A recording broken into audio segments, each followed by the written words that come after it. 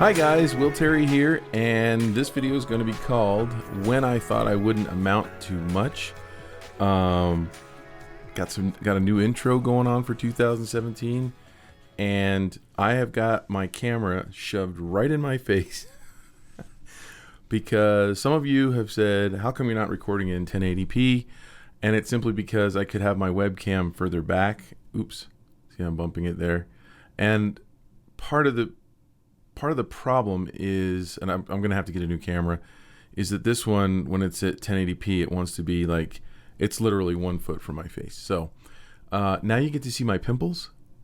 And hey, stop looking at my pimples, man. Okay, so let's get going on this. This is a video that I've wanted to make for a long time. I think I say that a lot, but it really is. Before I get going, let me just mention that we just uploaded a new class to svslearn.com. It's Lee White's class with David Hone. Check that out. I've got links in the description below. Okay, so let's dive right in. So this one comes because I was talking to my son the other day, my youngest son, who is 17, and you know, he's like anybody, any young adult. He's struggling with life and decisions and things like that, and trying to make good decisions, and so we had a talk the other day, and I thought, as I was giving him the talk, I thought, you know what, I'll bet there's a lot of people on my YouTube channel, some of you guys, that could benefit from this. So get some paper and pencil, or get your tablet out and draw, and I'll talk, and I'm going to show and tell some things too. But you know, so anyway, I started telling him, he's working at Walmart right now, and he's not having a great time there, but he's making the best of it. And I think his managers are appreciating what he's doing. And so I felt the need to kind of talk to him, because I know that we all start out somewhere, right? And so one of the things that I told him was, when I was young, and I'm going to skip around here because I've got this written down, but it seems like I'm going to go in a little bit different order. When I was 16, I got a job at McDonald's. And when I was working there, you know, when you work a job like that, you don't feel the best usually. I mean, it's not really a self-esteem building job, working at Walmart or one of these entry-level jobs. But it feels good that you can actually get a job, and have a job. But, you know, I mean, at the end of the day, you work at Walmart, you work at McDonald's. And one of the things that my grandfather taught me that I think is really helped me through and understand is that he was a sexton. I don't know if you know what that is. I never knew what that was growing up. In fact, I didn't find out the title of his job until I was an adult. And what he did was, he was basically the custodian of a church, and there was a Gothic church in Delaware, and in a very ritzy, upscale area, and he was the caretaker, basically. He did everything. You know, if whatever happened, if a pipe burst, you know, he took care of the grounds, he took care of the building. He had a small little crew that worked with him that he managed, but if anything went wrong, it was up to him to fix it. If anything needed to be fixed or improved, he did that, or he organized that. And I would follow him along when I'd be visiting and going along with him, and he would do these different chores. And I remember there were times where he would build something, you know, like a sign for the church, or, you know, he'd put a cabinet in or something. And we'd spend a lot of time getting it ready and putting it in, and then he'd look at it and he'd go, it's just not right. And he'd take it down, tear it down. I'm thinking, all this work, and he'd take it down and then try to fix something and then put it back up so it would look better. And the thing that he taught me more than anything else was, it doesn't matter what job you're doing. It doesn't matter what menial task you're doing, whether you're cutting lawn, because he did a lot of he cut the lawns there. Everything you need that you do should be to your best ability. And that stuck with me. And I thought, you know, when I was at McDonald's, I would hear his voice in my head, like, even though this is your this is a crappy job and you could just phone it in like everybody else seems to be. Do your best, and that will lead to other good things. And that's what he would tell me, is it will stick with you. The things that you do in the small, what you think would be menial tasks or tasks that nobody appreciates, and most of the time people don't appreciate them, but it's not for them, it's for you, because you're training yourself. You're training yourself how to think, and you're taking a piece of that job with you to the next job. And so as I was growing up, that was kind of a constant theme running through my head. And I'm so grateful that I had a grandfather who cared enough to tell me that. I mean, he didn't have to tell me that, but he did. So I'm telling my son, I always drew, and drawing has always been a part of my life. But and I've talked about this on the channel here before, I was never the best. In every group that I was ever in, whether it was in elementary school, junior high, high school, college, there were always people that were better than me. But I always would try, most of the time, I would try to do the best of my ability at the time. And I've also talked about the fact that I did horribly in school. I was always daydreaming. My teachers were always coming by my desk and like waking me up, wake up, wake up. Even my boss, at one of my first jobs when I was working as an artist in-house for the University of Maryland, she would say, "Wake up, Willie, wake up," and because she would just catch me daydreaming. Because I think that's part of a lot of creative people is our minds work a little bit differently. We're thinking of other things, and that's where we come up with ideas and stuff. And we should never be made fun of for that. But it doesn't always fit in certain jobs, and it certainly doesn't fit in the public school. So you're kind of pigeonholed in this corner of being someone who's not going to produce. So the title of this video, when I thought I wouldn't amount to much, I grew up thinking I would never amount to much. I grew up thinking I would never do anything important. I thought I would never be able to achieve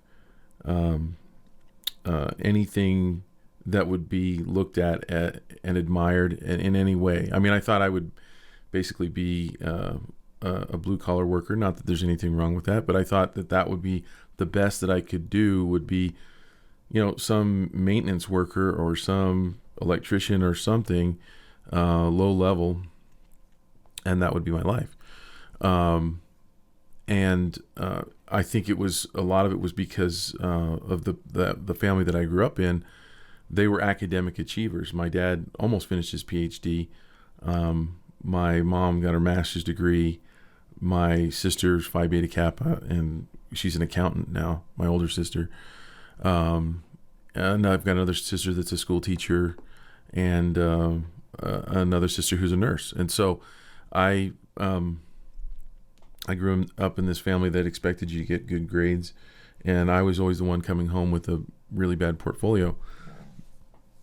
And it really weighed on me and made me think I'm just destined for failure, basically. Who am I? What am I? What is my worth? And so I was trying to tell my son, like, right now you're working at Walmart. Right now you're probably looking at your life, and there's probably some depression around it. There's probably some questions of, where do I fit in? Will I ever be able to do anything more than this? Will I ever be able to, what would make me think that I could achieve more? Now, at this time when I was, 14, 15, 16, 17, there was a guy at my church who was always drawing. And whenever I would see him, he would be, whenever we would do at functions and stuff, he would be drawing. And I found out he was a cartoonist, and a really good one. And he was really trying to get his comic syndicated, trying to sell it. But I didn't know this at the time. I just thought he was this famous comic strip artist. But really I found out later on he never did really sell it. But I would watch him drawing with this rapidograph pen, and his line work was just so confident. His characters were so polished, and it just seemed like it just flowed. And I remember thinking, that how could I ever compete with that? How could I ever do that? It would be so neat to be able to do that, to be able to have that skill. But in my mind, I just thought, never, it's never going to happen for me. And then one day, there was a guy that was a family friend who found out that I liked doing calligraphy. Like, I got a calligraphy pen and I was horrible at it, but I was playing around with letters, and he found out that I was doing that, and he said, he contacted me and said, hey, I've got at my work, we've got about 100 certificates, and they're for achievements at this institution or something, and they all need names on them. And what do you say? I'll pay you 75 cents a name. And I start doing the math, and I'm like, that's like $75 to just do lettering. Like, wow. And I think that's one of the reasons why we like, we want to be paid for our art so bad, is because it's validation.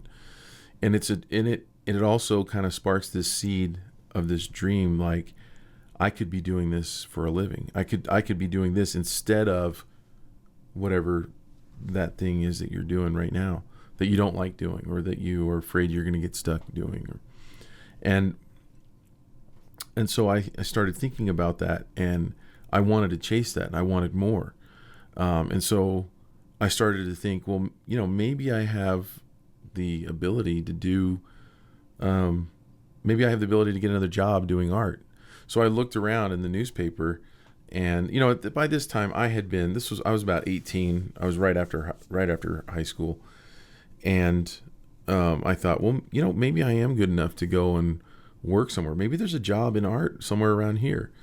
And so I ended up taking that lettering experience and doing more lettering, and then I kind of whipped up a little tiny portfolio that was horrible. And I saw in the newspaper they were looking for an artist at this nursery, a nursery that grows plants and flowers and all that stuff.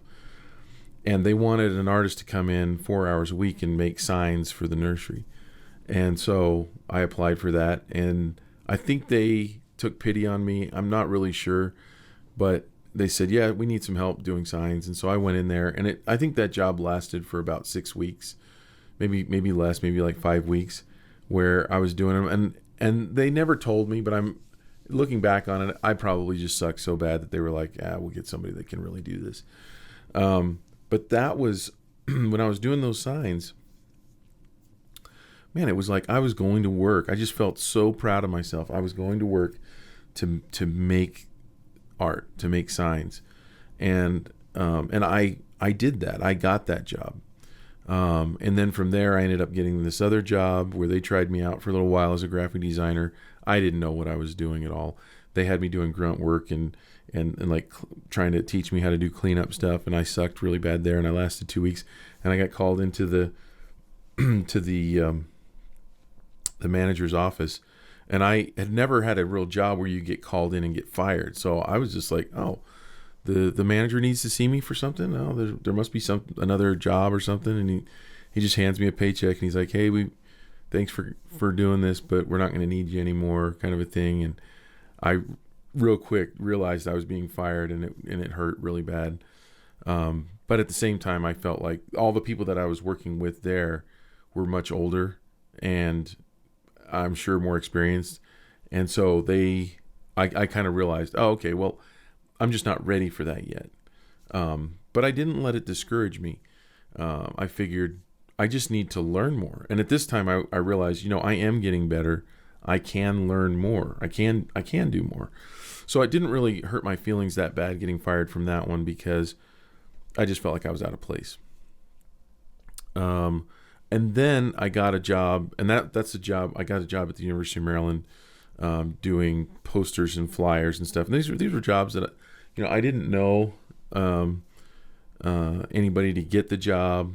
It just was a job that was advertised, and I showed up at the right time and ended up getting the job. And so I was doing flyers and menu boards for dining services at the University of Maryland, which was 5 miles from where I grew up. And so I'm in there working, and I actually did pretty well at that job. And that job was one where we got to be actually be pretty creative. So our boss was all into painting and hand lettering and stuff, and just said, whatever you can do to make these signs look better than just a sign, go for it. So it was an amazing job to experiment and to try things. And there were 4 people working in that art department, and there was an older woman that was working there, and she was actually really pretty good painting in acrylics. And I remember watching her whip up some little ornamental kind of decorations for these signs, and thinking, gosh, how do you get to that point? How do you learn this stuff? And then I had applied to go to school out at BYU out here in Utah, and I started taking my first classes. And then I started, in the summers, I would go back and work at the University of Maryland and live with my parents. And I would learn a little bit more, and then I would go to school some more and learn some more. My boss there was the one who was always trying to wake me up and say, stop daydreaming. She was always catching me daydreaming. But she was also very encouraging, and she gave me a lot of hope and a lot of belief in myself. She was like, well, see how you did this right here, how you have graceful lines on your lettering right here. Well, that's like illustration. Like, you could be an illustrator. You could be a hand lettering artist, or you could be an illustrator, or you could be a graphic designer. Like, you're easily good enough that you can learn those things. And I was like, wow. I didn't realize that, I needed someone else to have that faith in me to be able to say, no, you could do this. It was for her, it was like matter of fact. And once I heard that from this person who was an artist herself, and who was the head of this little art department, I thought, maybe I can do this, but I still was thinking, well, it's probably not gonna work out. Now, for my son, I didn't make him sit through this whole thing, by the way. If you're worried about that, he would have gotten bored way too quick. I had to cut to the chase a lot faster. But I think it's important for you guys because, some of you, I know that some of you are accomplished, some of you are already working, but I think people that watch my channel are people that are in junior high sometimes, in high school, in college, and I think a lot of them are probably wondering the same things that I was wondering. And I think that the message, the main message of this, and I'm going to go further into this a little bit more, is that there are stages, and you're at a stage right now where you're still wondering how the story's going to play out, what is going to happen. And I think that for me, the one of the biggest messages I can tell you is to be patient and understand that the way you think the story is going to be written for your life is almost assuredly wrong. And most of the time, I would say, if you're working hard and positive, if you can work hard and be positive and try to improve, the story that you have written in your mind is much worse than the story that will actually be the truth. Simply because by doing those things, you will change that story into a more successful, more positive story. Before on the channel, I've talked about where I started out doing editorial illustration for magazines. I probably did, after I left, well, I'll continue on. After I left school, I went back to live with my parents, and I went and showed my portfolio in Washington, D.C., and started getting magazine work. And, here I am. I've gone to 4 years of school. I finished my BFA in illustration, and now I'm back home. I'm working that same job at the University of Maryland. Now my dad, who I think was only supportive of my art career, simply because he knew that I wasn't good at anything else, right? And so I think that he was very encouraging, and so was my mom. But I think they were also very worried that nothing was going to happen. And about 4 to 6 weeks, but probably closer to 6 weeks, after I had come home from school and started showing my portfolio around, I got my first little editorial job. And I had bought a fax machine. Some of you might not even know what fax machines are. But I had bought a fax machine, and I'd gotten this little job from the Washingtonian magazine, and I think they had pity on me because the image printed about this big, and then like a week later or 2 weeks later, I got when I was out, I was playing racquetball, and I come home and my dad is all excited and he's like, "Look, you got this fax from Money Magazine," and it's like it was from an art director, and he's like, "Yeah, I got your I had dropped off, and I had also mailed out some promotional cards to some of these different magazines, and Money Magazine was one of them." And the art director's like, "Yeah, we got an article we'd like you to illustrate. Here are the specs, blah blah blah." And in the fax, it was very matter of fact. It looked like, the language was beyond me, and I was immediately excited and scared at the same time, because I didn't know exactly what was expected of me. So right away I got on the phone and started calling some of my teachers and said, "Look, I got this job. What do I do?"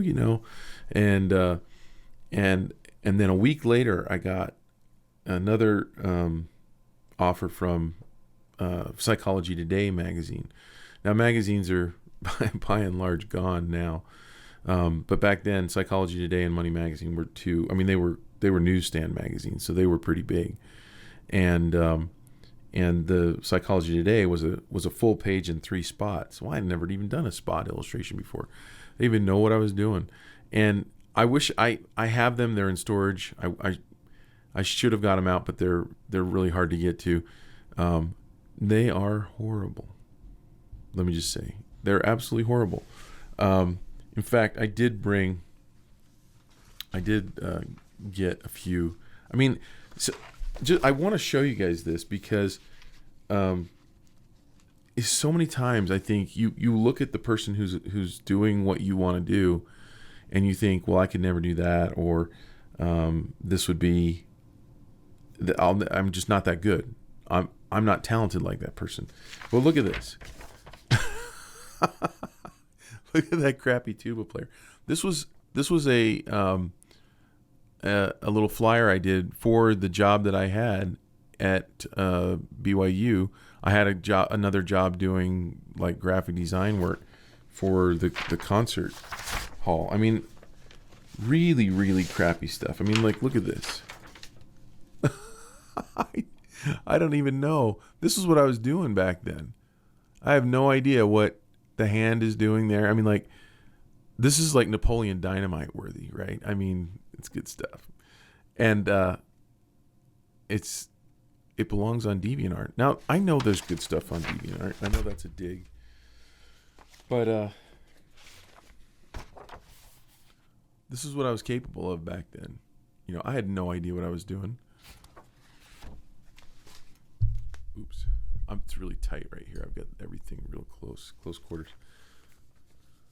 This was a little bit earlier, but I mean, look at that.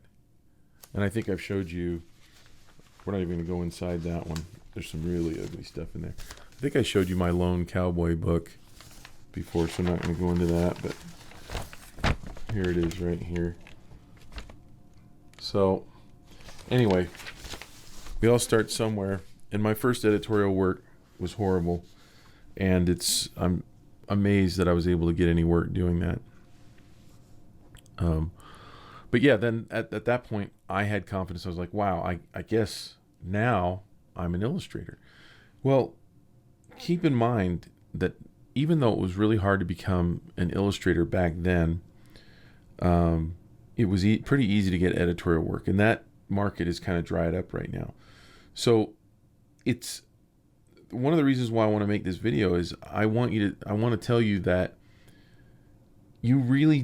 I was wrong. You don't need the validation of someone else saying, yes, you're good, because you have the potential to do basically whatever you want and become whatever you want as an artist. I mean, it really is a matter of working your way into it. I mean, like, you don't go from that crap to doing good professional work just because you get older, right? I mean, if I had stopped making art at that point, and then fast forward, 35 years, and try to make another piece of art, it's going to look like that, right? So it's not going to be better. It's better because of how much you're doing it. The difference between me and you, or some of you, is that I have failed and I've made way more mistakes. I've made more art that sucked than you did.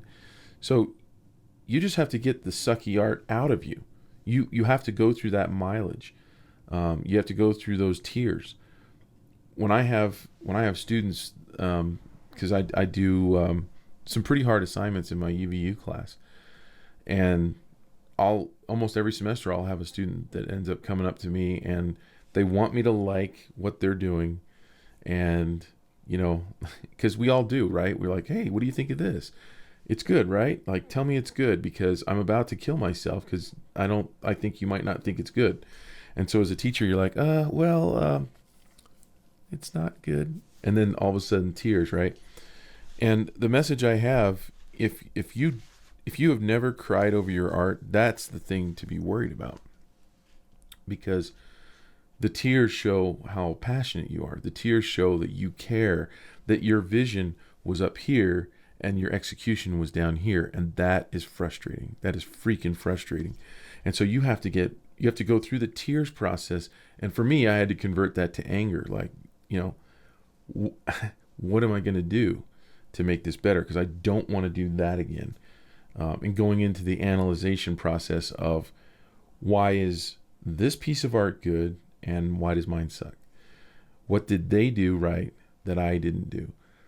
And I think that the artists that get stuck in the mediocre stage, because I get a lot of emails about that, hey, I seem to be doing okay, everybody seems to like my art, they can't really pick out a whole lot that's wrong with it, yet I don't get work, I don't get much attention on social media.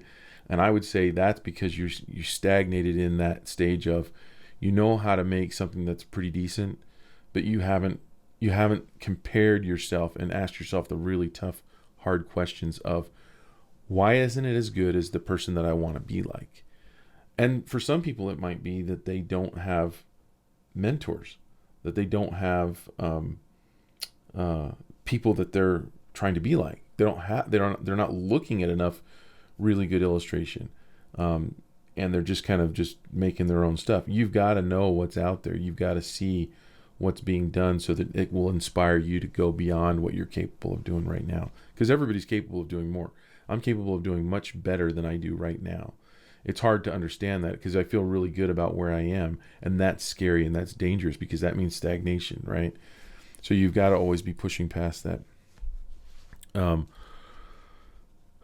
Let's see. So anyway, fast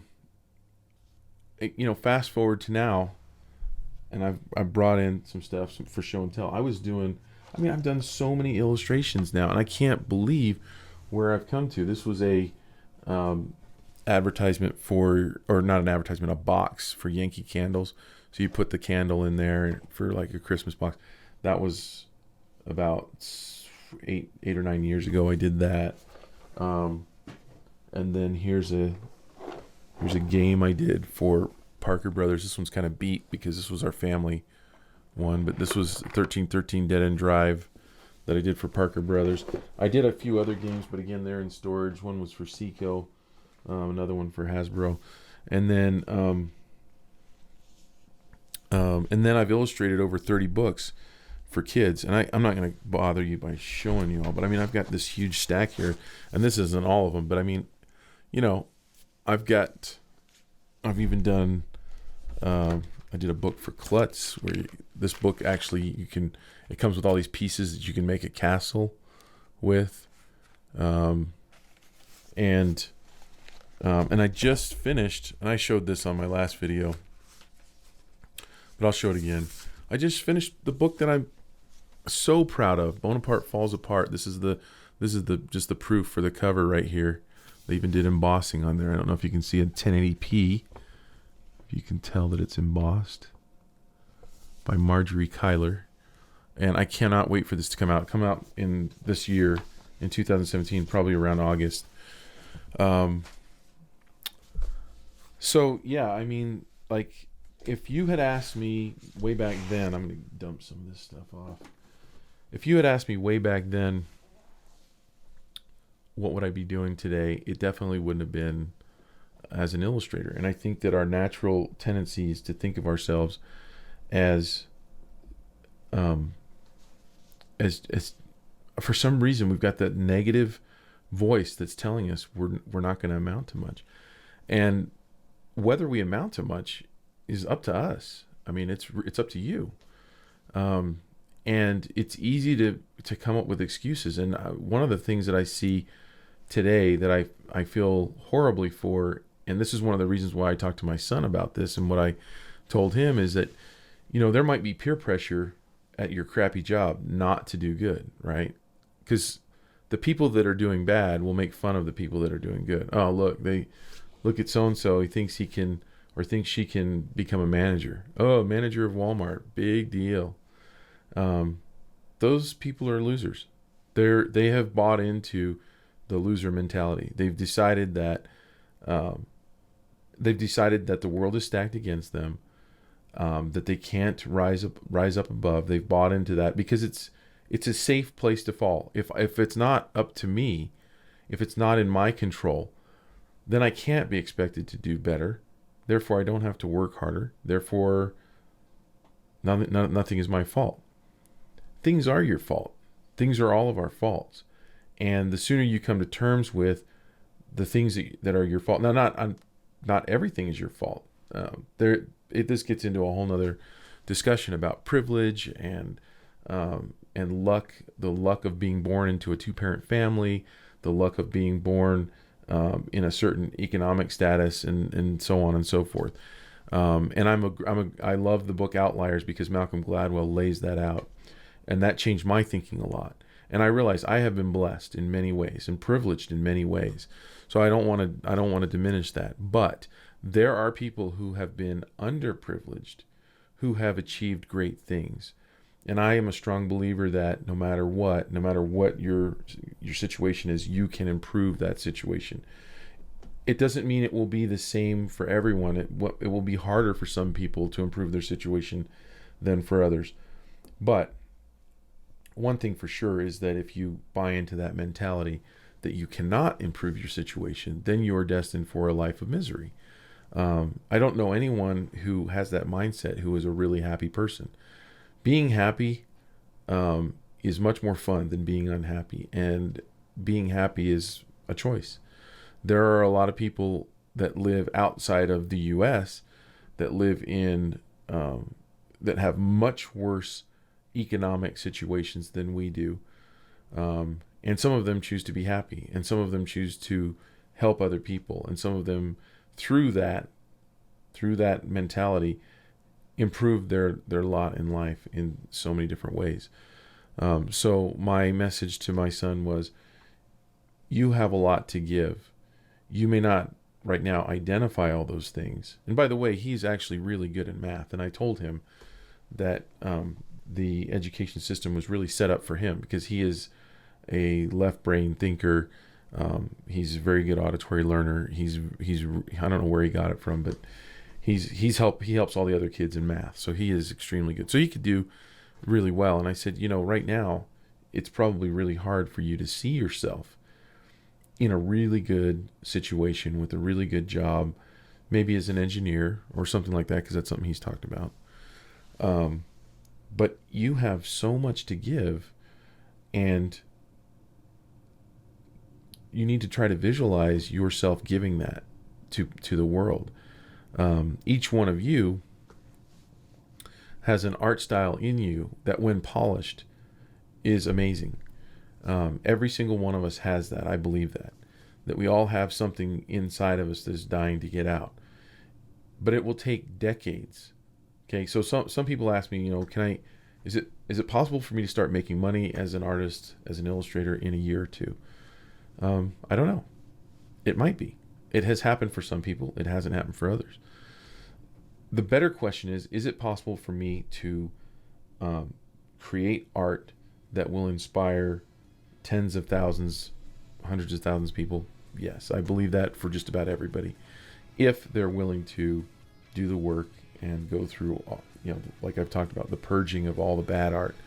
Because in the beginning, again, our vision of what we want to create, we have this ability to visualize. We're artists, but we don't have the ability to execute. So getting that ability to execute up there is really a matter of time and work and process learning and things like that. So it is going to be a good 2017. We have a lot of great things coming for SVS, and thanks for watching. My new sign off is going to be make great art.